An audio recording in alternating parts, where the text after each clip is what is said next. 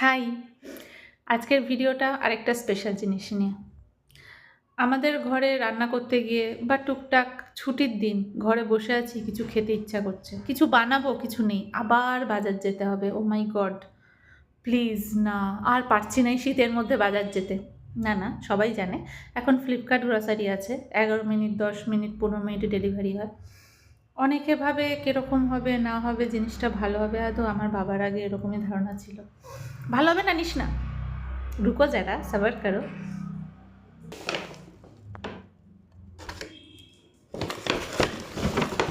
শশা, এই একটা আমি খুব কষ্টে 8-9 টাকায় পাই, দুটো পেয়েছি 9 টাকায়। কারি পাতা, সিল প্যাকেট, প্যাকেটের ওপর থেকে গন্ধ আসছে, পুরো ফ্রেশ মাল, 9 টাকায়। আলু 400 গ্রামের মতো আছে, 9 টাকা। ঢ্যাঁড়স, এটার দাম না ভুলে গেছি কত, কিন্তু পুরো ফ্রেশ, একদম সিল প্যাকেট, একটা পচা জিনিসের মধ্যে পাবেন না। পেঁয়াজ 9 টাকায়।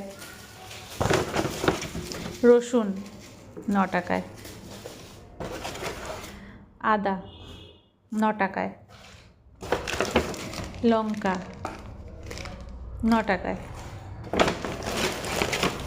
আর এই নিয়েছিলাম আজকে চিড়েটা, টাটা সম্পূর্ণ, 500 গ্রাম আছে, 40 টাকার মতো নিয়েছিল বোধহয়। দাম কত আছে? 57। হ্যাঁ, এই 40 টাকার মতো নিয়েছিল। এই প্যাকেটে দেয়। চিড়েটা আর ঢ্যাঁড়সটা বাদ দিয়ে বাকি সব 9 টাকায়। হোলসেল 9 টাকায়। টাটা।